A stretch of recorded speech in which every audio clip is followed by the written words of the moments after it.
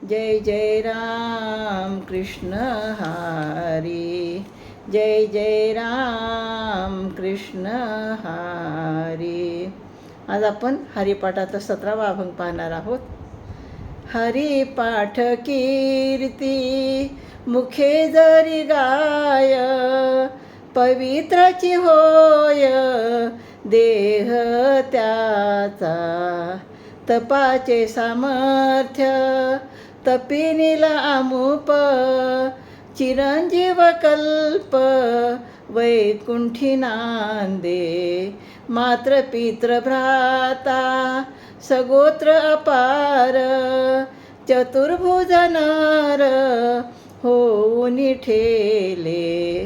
ज्ञान गुडगम्य ज्ञानदेवा लादले, निवृत्तीने दिधले माझ्या हाती. निवृत्तीने दिधले माझ्या हाती. पहिल्या चरणामध्ये माऊली काय म्हणतात माहिती आहे का?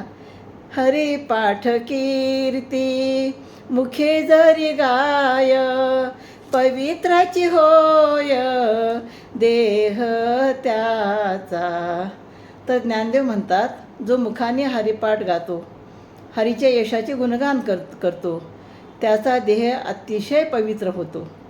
ज्या माणसाच्या मनात काम, क्रोध, लोभ, मोह, मत्सर हे दुर्गुण आहेत, त्याच्यामुळे त्याचा ते देह मलिन समजला जातो, त्याचं शरीर मलिन समजलं जातं. पण हरी जपाने मलिनता निघून जाते. म्हणजे आपल्यामध्ये जे दुर्गुण आहेत ते दुर्गुण हरी जपाने निघून जातात.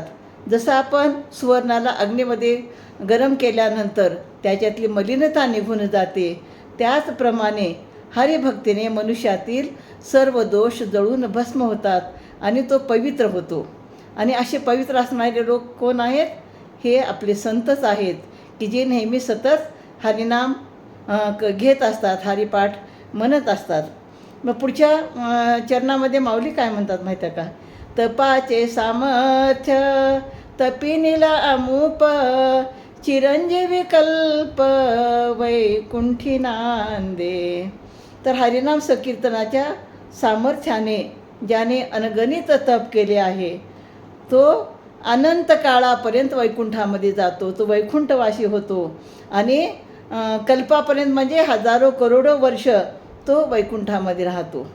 आणि पुत्र, यश, कीर्ती कशाची अपेक्षा न ठेवता जो नाम घेतो, हरिसंकीर्तन करतो, त्याचे तप एवढे श्रेष्ठ आहे की या तपाचे सामर्थ्य एवढे आहे की हरिनाम घेणारा चिरंजीवी होतो. चिरंजीवी होतो म्हणजे तो अनंत कल्पापर्यंत वैकुंठामध्ये नांदतो, वैकुंठामध्ये राहतो. आणि जेव्हा संत तुकाराम वैकुंठामध्ये जायला निघाले, तेव्हा त्या प्रसंगी हरिसुद्धा त्या ठिकाणी संत तुकारामाच्या निर्वाणाच्या प्रसंगी हजर होते, असं आपल्याला म्हणजे ग्रंथामध्ये वाचायला मिळतं.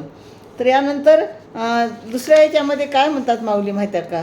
मात्र पित्र भ्राता सगोत्र अपार, चतुर्भुज नर होऊन ठेले. तर माऊली काय म्हणतात की हरिपाठ करणारा साधक तर वैकुंठाला जातोच, पण इतकेच नव्हे तर त्याच्या तपाचं एवढं सामर्थ्य असतं की त्याचे सगोत्र म्हणजे त्याचे नातेवाईक, त्याचे आई वडील, जेवढे काही त्याचे इष्टमित्र आहेत, ते इष्टमित्राला सुद्धा वैकुंठ प्राप्ती होते. म्हणजे बघा, एखादं उदाहरण आपल्याला इथं घेता येईल की एखाद्या व्यक्तीला सरकारी नोकरी असते, त्याला राहायला सरकारी बंगला मिळतो, पण त्या सरकारी बंगल्यामध्ये तो एकटाच राहतो का? नाही, त्याच्या कुटुंबातील सगळेच लोक त्या बंगल्यामध्ये राहतात. त्याचप्रमाणे ज्या घरातील एखादा व्यक्ती हरिनाम घेतो, हरिसंकीर्तन करतो, त्या तप करतो, तर त्या व्यक्तीला तर वैकुंठ प्राप्ती होतेच, पण त्याच्या परिवारातील लोकांनासुद्धा वैकुंठ प्राप्ती होत असते. आणि मग वैकुंठात गेल्यानंतर काय होतं की त्यांना वैकुंठामध्ये गेल्यानंतर विष्णूचं लोभस्वरूप प्राप्त होतं. लोभस्वरूप म्हणजे कसं रूप आहे त्यांचं?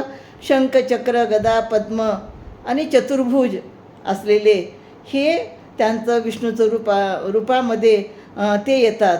म्हणजे प्रत्येक नामधारकाला आणि त्याच्या नातेवाईकाला विष्णुरूप प्राप्त होते आणि ते वैकुंठामध्ये राहतात. जेव्हा त्यांना हे रूप प्राप्त होतं तेव्हा 4 ज्या मुक्ती आहेत त्या 4 मुक्तीपैकी स्वरूपता मुक्ती त्या लोकांना प्राप्त होते.